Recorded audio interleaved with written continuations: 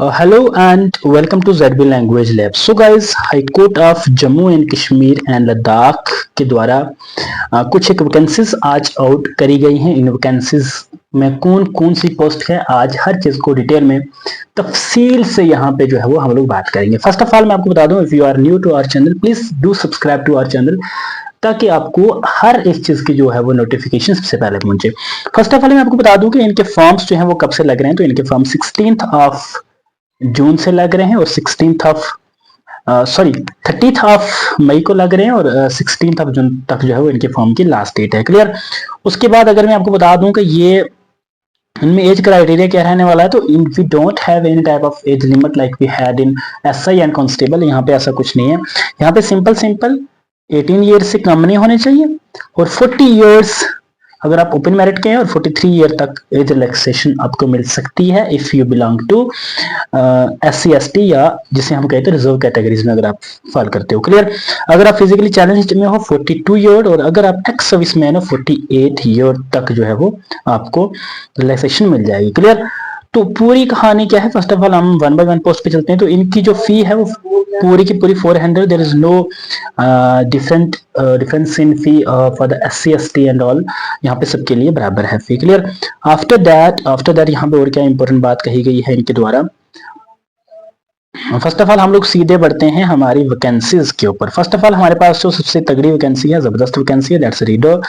और इसमें जो वैकेंसीज हैं 04 ही हैं, यानी सिर्फ 4 वैकेंसीज हैं in which we have open merit की सिर्फ एक वैकेंसी है और रिजर्व कैटेगरीज में SC ST के लिए वैकेंसीज नहीं है। बट है अगर वो अप्लाई करें तो they can fall in the category of open merit. Clear. और इनके लिए क्या चाहिए, तो इनके लिए सिंपल लॉ ग्रेजुएट होना चाहिए कॉग्निज यूनिवर्सिटी ऑफ इंडिया से, और इनके लिए जो है वो इंटरव्यू यानी इसके वायोवस कहते हैं, और प्लस रिटन टेस्ट जो है वो इनका मिनिमम जिस तरीके से जो है वो इनकी सिलेक्शन होगी। ओके, सिलेक्शन क्राइटेरिया जिसको हम लोग सिलेक्शन क्राइटेरिया बोलते हैं। सेकंड जो है वो है सीनियर स्किल स्टेनोग्राफर और थर्ड नंबर पे है जूनियर स्किल स्टेनोग्राफर। इसकी भी 6 वैकेंसीज हैं दोस्तों और इसकी भी 6 वैकेंसीज हैं। और अगर हम बात करें आपकी जो सीनियर स्किल स्टेनोग्राफर है वहां पे ST की एक वैकेंसी है, दैट्स ST नंबर 1, और ST नंबर 2 की जो है वो उसकी भी एक वैकेंसी है और ओपन मेरिट की 3 वैकेंसीज हैं। क्लियर। यहाँ पे सिंपल ग्रेजुएशन है और प्लस आपको स्टेनोग्राफी में एक डिप्लोमा चाहिए और किसी भी स्टेट गवर्नमेंट के द्वारा रिकॉग्नाइज हो तो चलेगा। सेकंड थिंग, आपके पास 6 मंथ सर्टिफिकेट कोर्स होना चाहिए, यानी 6 महीने का कंप्यूटर का आपके पास सर्टिफिकेट होना चाहिए। और उसके बाद जो है वो इनकी डायरेक्ट रिक्रूटमेंट होगी, there will be no any type of interview, but additionally वहां पे जो है वो हमारे पास टाइपिंग टेस्ट रहेगी जो 1 second let me right here, जो 80 वर्ड्स पर मिनट और 40 वर्ड्स पर मिनट जो है 80 वर्ड्स होंगे शॉर्ट हैंड वाले, और टाइपिंग रिटन जो होगा that will B of 40 words पर मिनट। ओके, तो सेम रहेगा इन दोनों का भी, लेकिन इसमें थोड़ी सी जूनियर वाले में थोड़ी सी रिलैक्सेशन ये है कि दैट यहाँ पे 70 वर्ड्स पर minute for the short hand और टाइप राइटिंग के लिए जो है वो 35 वर्ड्स होंगे। क्लियर। यहाँ पे भी है SC1 की कोई वैकेंसी नहीं बल्कि ST2 की वैकेंसीज अवेलेबल हैं। तो ST1 वाले कहाँ फॉल करेंगे, they will get the seat from, if अगर वो अच्छी स्कोर करते हैं then they will get the seat from open merit.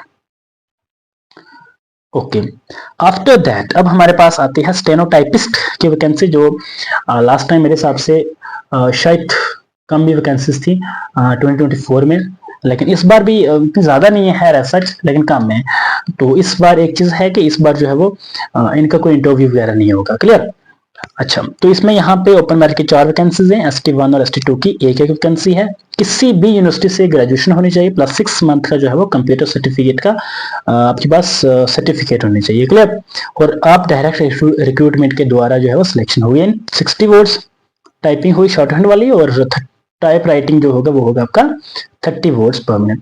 उसके बाद जो सबसे ज्यादा चर्चा में वैकेंसीज रहने वाली हैं वो हमारे पास हैं जूनियर असिस्टेंट की। बहुत अच्छी वैकेंसीज होती हैं, लास्ट टाइम बहुत बच्चों ने एग्जाम दिए थे और अच्छे नंबर वाले स्टूडेंट्स जो हैं वो इसमें फाइल करते हैं। और यहाँ पे हमारे पास 48 वैकेंसीज हैं जिसमें ओपन मेरिट की 23 हैं और ST और SC की ST1 और SC की जो 4 वैकेंसी है और ST2 की भी है 5 वैकेंसीज। क्लियर। यहाँ पे एक वैकेंसी जो है वो ST2 को ज्यादा है।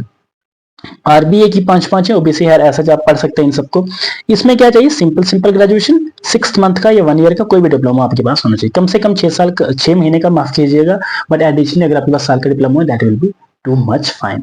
आफ्टर दैट इसका कोई, because if you see the exam pattern of last year selection criteria was के यहाँ पे हमारा इंटरव्यू होगा, but this time there is no interview. Clear, simply यहाँ पे बाय डायरेक्ट रिक्रूटमेंट होगी, आपको एग्जाम में वो दिया जाएगा, सिलेबस स्ट्रक्चर दिया जाएगा और उसके हिसाब से होगी। But what I know about is कि syllabus I think will be same, because यहाँ पे इन्होंने एक चीज लिखी है, in the terms of high court notification number 49 dated 15th of October 2020।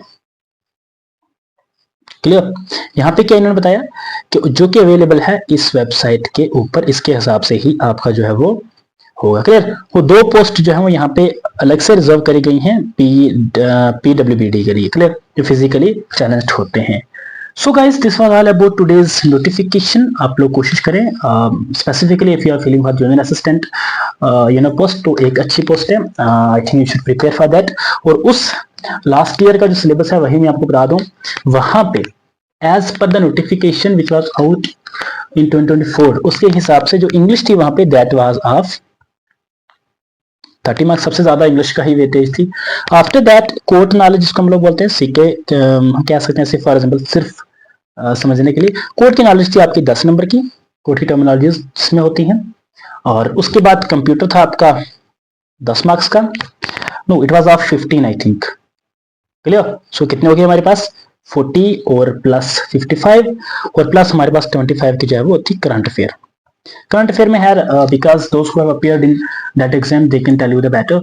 वहां पे जो है वो करंट अफेयर में they have focused on Indian polity, so that because at that time because in 2024 the main focus of the whole governance was on polity, so इस वजह से current affair के जो क्वेश्चन है वो मेनली पॉलिटी से ही बनते हैं। क्लियर, आप पॉलिटी पढ़ लो, इंटरनेशनल रिलेशंस के कुछ क्वेश्चन पढ़ लो, आफ्टर दैट जो डेमोग्राफीज हो सकती हैं, आफ्टर दैट जो करंट में चीज रही होंगे, कौन सी स्टेट में कौन सा कोई नई इनॉग्रेशन हुई है और किसके द्वारा हुई है, इस तरह के जो क्वेश्चन थे वो वहां पे बहुत ज्यादा थे।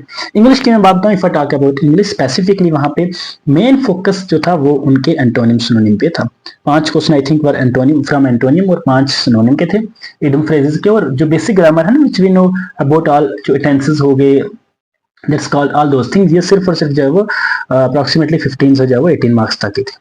Clear, so guys, this was all about today's notification. अगर आपको लेक्चर पसंद आया, कोशिश करें चैनल को सब्सक्राइब करें, do share this among your friends so that they know about it, और वो भी जो है इसके लिए फॉर्म फिल करें। Thank you so much.